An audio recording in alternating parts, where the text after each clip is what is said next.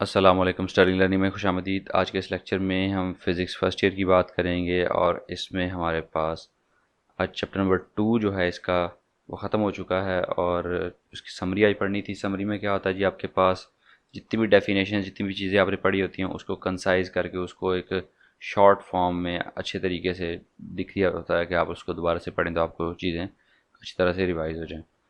जैसे the arrangement of mutually perpendicular axes is called rectangular Cartesian coordinate की definition की हुई है कि म्यूचुअली परपेंडिकुलर दोनों 90 डिग्री के साथ अगर इसको अरेंज कर दे तो इसको कार्टेशियन कोऑर्डिनेट या रेक्टेंगुलर कोऑर्डिनेट कहते हैं। स्केलर इज अ क्वांटिटी, उसकी सिर्फ मैग्नीट्यूड होती है, डायरेक्शन नहीं होती। और sum of vectors of two और more vectors is called resultant vector. Vectors को ऐड करें, एक से दो या दो से तीन जितने वेक्टर्स हैं उनको ऐड कर दें तो उसको क्या कहते हैं, हम रिजल्टेंट वेक्टर कहते हैं।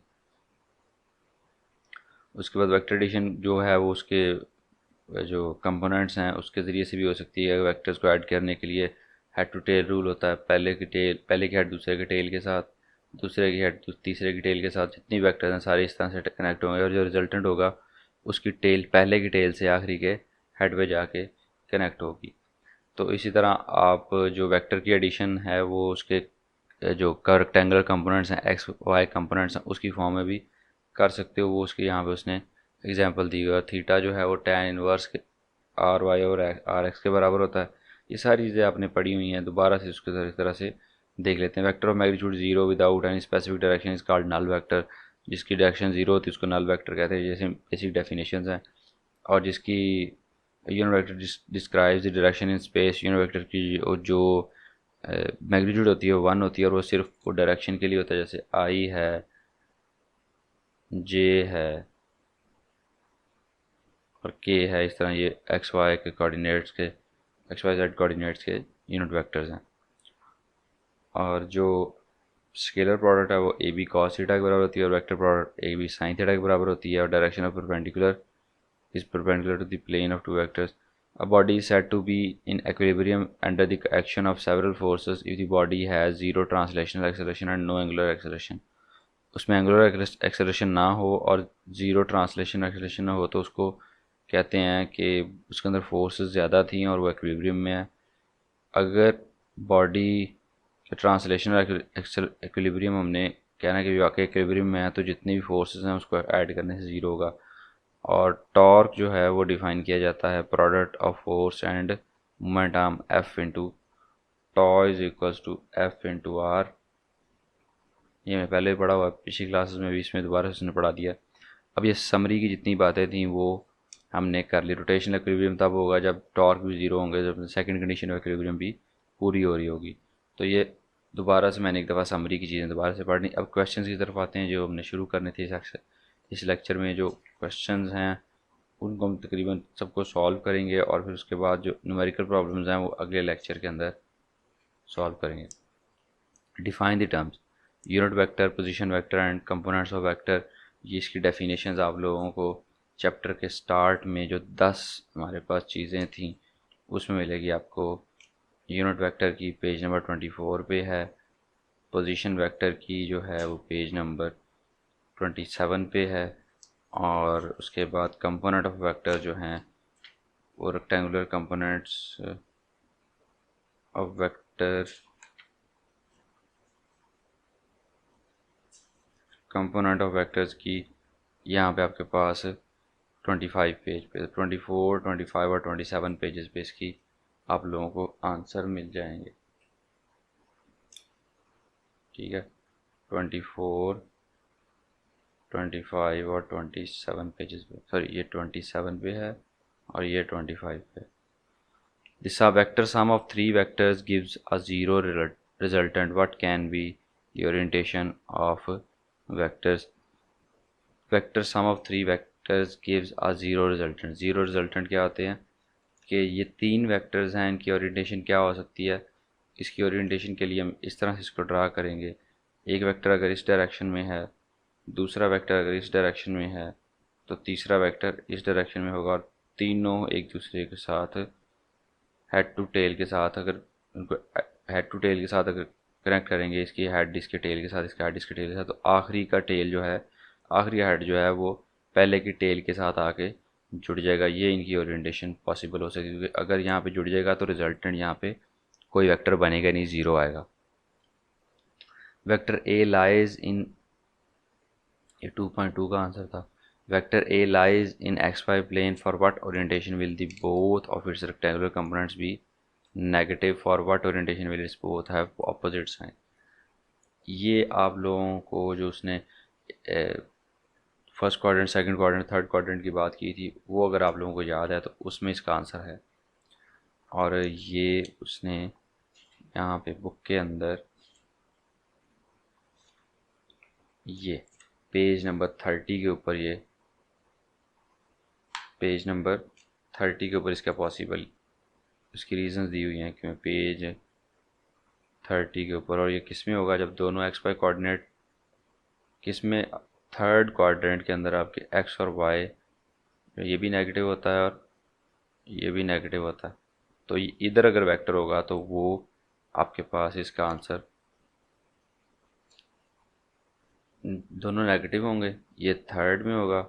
और अपोजिट साइन जो हैं वो आपके पास सेकंड में भी होते हैं ये वेक्टर, और फोर्थ में भी होते हैं ये वेक्टर, क्योंकि इसमें ये नेगेटिव होता है ये पॉजिटिव होता है, इसमें ये पॉजिटिव होता है ये नेगेटिव होता है। तो सेकंड और फोर्थ दोनों पॉसिबिलिटीज़ हैं इसके कंपोनेंट्स की साइन के उलट होने की। ठीक है, उसके बाद जी है, if one of the rectangular components of a vector is not zero can its magnitude be zero. अगर rectangular components of a vector is not zero तो उसकी मैग्नीट्यूड ज़ीरो हो सकती है। जब रेक्टेंगुलर कंपोनेंट्स ऑफ वेक्टर एक zero है और एक ज़ीरो नहीं है तो उसकी जो मैग्नीट्यूड है वो ज़ीरो नहीं हो सकती, क्योंकि मैग्नीट्यूड जो होती है हमारे पास इस तरह से निकलती है, आर एक्स का स्केयर उसके एक कंपोनेंट और आर वाई का स्केयर उसका दूसरा कंपोनेंट। अगर इनमें से एक ज़ीरो है और एक ज़ीरो नहीं है, कि कुछ वैल्यू है 20 समथिंग, तो उसका स्केयर तो उसके स्केयर रूट से कट जाएगा, तो 20 इसकी आर की मैग्नीट्यूड एक आएगी, वो ज़ीरो नहीं होगी। ठीक है, तो ये हम इस चीज़ को छोटी सी ये इस छोटी सी एक्सप्लेनेशन के साथ इसको कर सकते हैं। 2.5 can a vector have a component greater than the vectors magnitude. क्या वेक्टर की मैग्नीट्यूड से ज़्यादा बड़ा वेक्टर हो सकता है, सॉरी कंपोनेंट हो सकता है, वेक्टर कंपोनेंट। ओके, इसकी अगर हम ड्रा करें किसी भी तरह से मेरे वेक्टर को, तो उसमें हमें पता चलेगा कि वेक्टर्स को जैसे मर्ज़ी ड्रा कर लें, उसका कंपोनेंट उसके वेक्टर्स मैग्नीट्यूड से ज़्यादा बड़ा नहीं हो सकता। ये एक्स वाई कोऑर्डिनेट सिस्टम है, इसमें वेक्टर मैं यहाँ पे ड्रा करता हूँ तो इसके कंपोनेंट एक ये बनेगा और एक ये बनेगा। और अगर मैं इसको बिल्कुल ऐसे ड्रा कर लेता हूँ बिल्कुल सीधा ऊपर की तरफ, तो इसके कंपोनेंट क्या होंगे, एक कंपोनेंट ये होगा और दूसरा कंपोनेंट ज़ीरो हो जाएगा अगर ये बिल्कुल इसके ऊपर है। तो कभी भी बड़ा नहीं होता, because components are the parts of the vectors, जो टोटल वेक्टर के साथ इस तरह पैथागोरस थ्योरम के साथ उनका रिलेशन होता है। सो ये value can not be greater than this value, क्योंकि इसमें जब हम वेक्टर की मैग्नीट्यूड की बात करते हैं तो वहाँ पे पॉजिटिव नेगेटिव का कोई केस नहीं होता। आप कह लेंगे ये वैल्यू पॉजिटिव में बड़ी हो सकती है इससे, लेकिन दूसरी नेगेटिव हो तो आपस में इनका सम करके वो नॉर्मलाइज हो जाए, इसके बराबर आ जाए, तो ऐसा पॉसिबल नहीं है, क्योंकि दोनों का अंदर हम स्केयर ले लेते हैं तो नेगेटिव वैल्यू को भी पॉजिटिव कर दिया जाता है।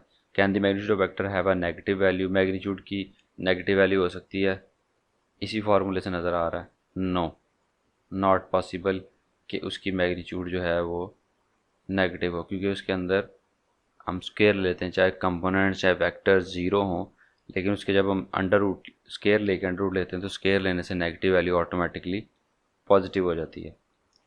If a plus B is equals to zero, what can you say about the components of two vectors. a plus B is equals to zero, a plus B is equals to zero है, दो vectors एक दूसरे सम करने से zero answer आ रहा है, तो उनके जो कंपोनेंट्स हैं मैं ये कह सकता हूँ, एक पॉसिबिलिटी तो ये है कि वो ए एक्स जो है वो बी एक्स के बिल्कुल ऑपोजिट में, और ए वाई जो है वो और बी वाई जो है वो आपस में एक दूसरे के ऑपोजिट में। ठीक है, जब वेक्टर्स को ऐड किया जाता है तो वेक्टर्स के कंपोनेंट्स को आपस में ऐड किया जाता है। ए एक्स बी एक्स के साथ ऐड होगा, ए वाई बी वाई के साथ ऐड होगा, तो ये दोनों एक दूसरे के ऑपोजिट हो सकते हैं, तभी आपके पास इसका आंसर ज़ीरो हो सकता है। या एक ज़ीरो हो सकता है, वी वाई कंपोनेंट ज़ीरो हो सकता है, ए एक्स कंपोनेंट जो है वो एक दूसरे के ऑपोजिट और इक्वल हो सकते हैं, तब ये पॉसिबल है। इसमें से एक ज़ीरो हो जाएगा और दूसरा ऑपोजिट हो जाएगा, तभी पॉसिबल है। दोनों एक दूसरे के ऑपोजिट हो जाए तभी पॉसिबल है। ये A plus B is equal to zero. Under what circumstances would a vector have component that are equal in magnitude? किस सर्कमस्टांसेस में वेक्टर के कंपोनेंट्स ऐसे होंगे जिसकी मैग्नीट्यूड बराबर होगी? बिल्कुल आसान है। ये एक्स कंपोनेंट एक्स है, ये वाई है। अगर हमारा जो वेक्टर है वो 45 डिग्री एंगल बनाता हो, ये वेक्टर वी कह लें, तो इसका जो वाई और एक्स कंपोनेंट है ये बराबर, ये बेसिकली ट्रायंगल के, राइट एंगल ट्रायंगल के जब भी वेक्टर कंपोनेंट में निकालते हैं तो राइट एंगल ट्रायंगल बनती है। तो राइट एंगल ट्रायंगल के रूल्स में से ये है कि जो राइट एंगल ट्रायंगल 45 डिग्री की होती है उसकी दो साइड, अगर एंगल 45 हो तो उसकी बेस और इसकी जो परपेंडिकुलर है दोनों क्या होते हैं, बराबर होते हैं। तो इसके कंपोनेंट्स दोनों बराबर होंगे जब यहाँ पे एंगल 45 डिग्री होगा। Is it possible to add a vector, ये 2.8 था। Is it possible to add a vector quantity to a scalar quantity, explain. क्या स्केलर क्वांटिटी को वेक्टर क्वांटिटी के साथ ऐड किया जा सकता है? नहीं।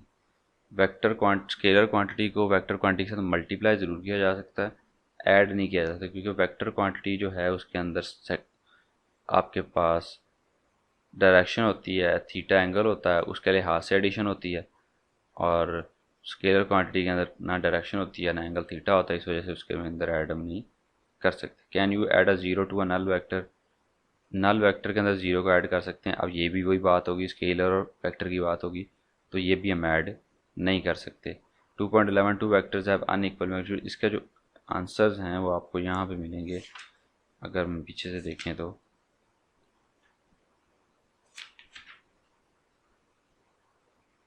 यहाँ पे नहीं, रिजल्टेंट वेक्टर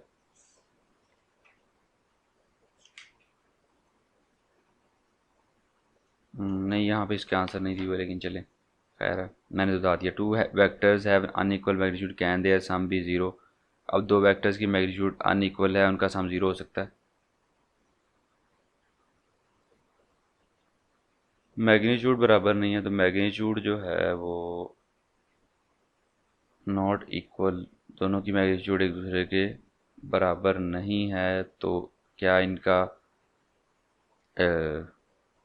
सम ज़ीरो हो सकता है? नहीं हो सकता, क्योंकि मैग्नीट्यूड्स बराबर होगी और उसके बाद मैग्नीट्यूड बराबर होने के बाद उसके जो कंपोनेंट्स हैं वो एक दूसरे के साथ अपोजिट डायरेक्शन में इस तरह से हों कि एक पॉजिटिव और एक नेगेटिव दोनों एक दूसरे को कैंसिल आउट कर रहे हो किसी हद तक, तो फिर ये पॉसिबल है, अदरवाइज़ पॉसिबल नहीं है। क्योंकि मैग्नीट्यूड अगर जब तक इक्वल नहीं होंगी तो मैग्नीट्यूड, एक वेक्टर इस डायरेक्शन में उसकी मैग्नीट्यूड 5 है, एक वेक्टर इस डायरेक्शन में उसकी मैग्नीट्यूड 4 है, तो इन दोनों को बिल्कुल अपोजिट डायरेक्शन में है, सब्ट्रैक्ट होंगे तो ऐसे। लेकिन इसका आंसर हमेशा ज़ीरो नहीं आएगा जब तक ये 5 नहीं होता, ये भी 5 हो जाए, ये भी 5 हो जाए, तब यहाँ पे आंसर आपका ज़ीरो आएगा। ठीक है, तो 2.11 हमने कर लिया। 2.12 देख लें जी। Show that the sum and difference of two perpendicular vectors of equal length are also perpendicular and of same length. Sum and difference of two perpendicular vectors of equal length are also perpendicular and of the same length.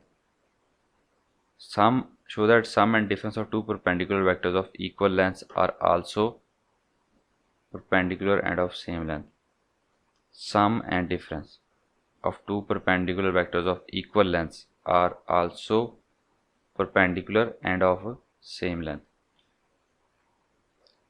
दो perpendicular vectors हैं,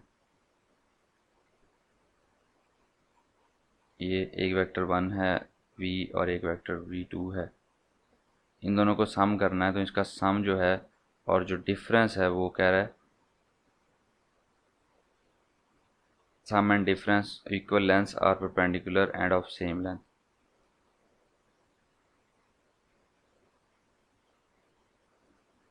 अगर इसको हम सम करते हैं v1 लिख लें, इसको v2 लिख लें, इसको सम करते हैं तो इसका जो सम होगा, इसका जो रिजल्टेंट होगा वो आपके पास ये बनेगा।